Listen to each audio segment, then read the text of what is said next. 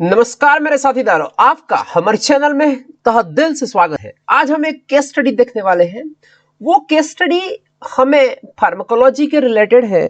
कोई इंसिडेंस बनता है फार्माकोलॉजी को में डिपार्टमेंट में, तो उस वक्त जो क्वालिटी एश्योरेंस वाले होंगे वो लोग उस केस को कैसे, इंसिडेंस को कैसे हैंडल करना चाहिए।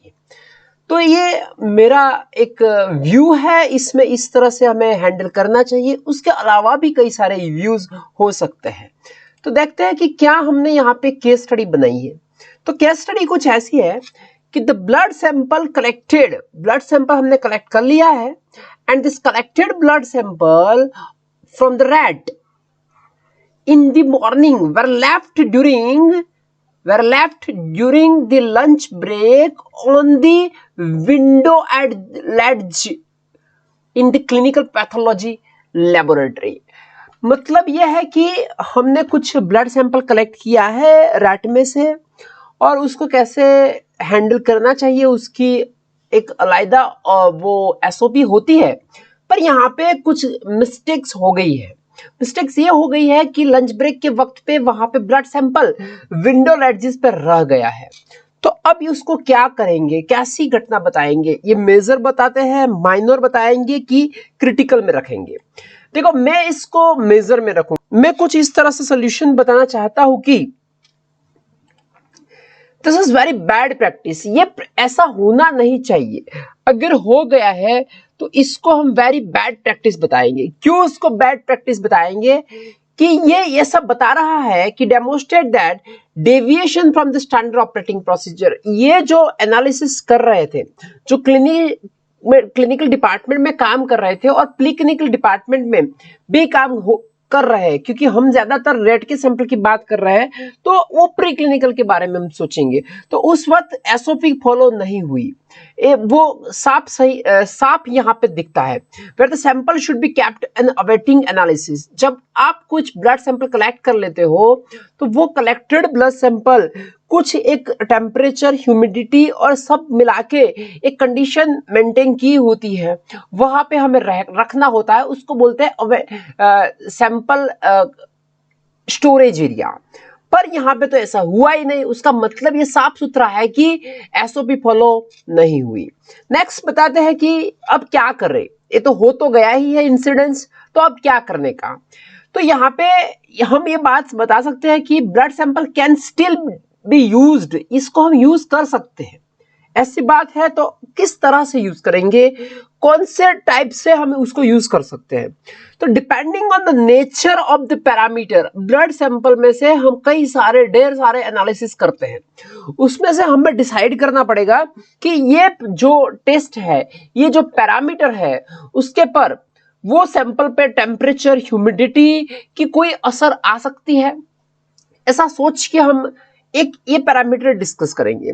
Second, the way in which the other sample have been handled.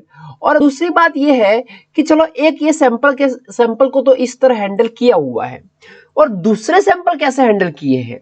अगर एक सैंपल्स के साथ ऐसा हुआ है और हमारे पास दूसरा कोई सैंपल्स अवेलेबल है, तो किसी अच्छी तरह से उसको प्रिजर्व किया हुआ है, तो उसको भी हम एनालिसिस कर सकते हैं। और ये हर बार का इंसिडेंस नहीं है। कोई एक बार बना हुआ है तो वो सबके depending analysis, risk benefit ratio निकाल के हम उस सैंपल को भी यूज कर सकते हैं।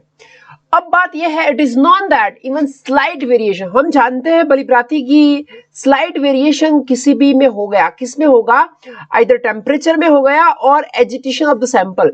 जो टेम्परेचर में चेंज आएगा उसको एजिटेशन में कुछ चेंज आएगा, तो can affect the result of the certain analysis. उसके रिजल्ट में भी वेरिएशन आ सकता है, वो हम जानते हैं। अब क्या है, तो उसको कैसे हैंडल करेंगे क्यूए की। ये मैंने बताया कि ये पॉसिबिलिटीज है।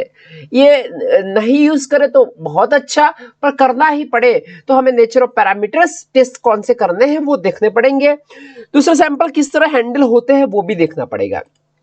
अब बात यह है कि पूरी की पूरी जो स्टडी होती है उसमें स्टडी डायरेक्टर मेन इन्वॉल्व होते हैं। वो डायरेक्टली रिस्पॉन्सिबल होते हैं जो कुछ भी डेटा आते हैं।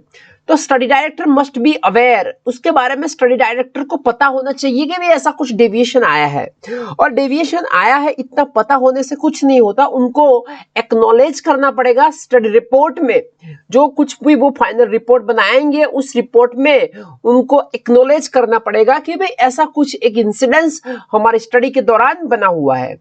अब क्या है, तो स्टडी डायरेक्टर की क्या जिम्मेदारी हो सकती है उसमें, तो study director must evaluate the effect of the deviation.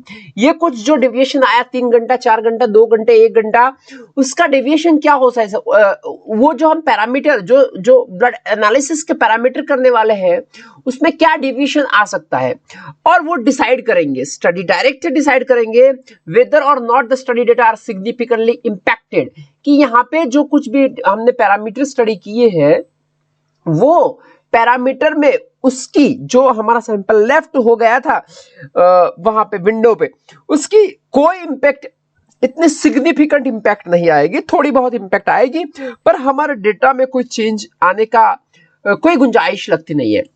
तो अब उसका सॉल्यूशन ये भी हो सकता है कि a meeting with the technician, जो कंसर्न्ड टेक्नीशियंस है उसके साथ मीटिंग करेंगे और मीटिंग के वक्त उसको एडवाइस देंगे, ड्यूरिंग विच द इम्पोर्टेंस बताएंगे कि भाई स्ट्रिक्टली एडहियर करो आप एसओपी को, आप एसओपी से डेविएशन मत हुआ करो, and the SOP should be underlined, और जो भी इंपॉर्टेंट जो एसओपी में जो कुछ भी इंपॉर्टेंट पैरामीटर है पूरा की, ऐसे तो हम जाने तो पूरे की पूरी एसओपी हमारे लिए मायने रखती है, पर कई बार उसमें से बहुत क्रिटिकल जो बात होती है उसके पर हम अंडरलाइन करवाएंगे सब टेक्नीशियंस को, तो उनसे से वो फिर से वो मिस्टेक ना हो सके। तो ये हमारी बात थी, अगर कोई इंसिडेंस ऐसा हो गया है तो उसको कैसे सुलझाए, कैसे सॉर्ट आउट करेंगे, इस तरह के कई सारे पैरामीटर भी हो सकते हैं। If you like this video then share to your friends also so they can learn this how to handle this incidents by the Q department. Thank you, thanks a lot.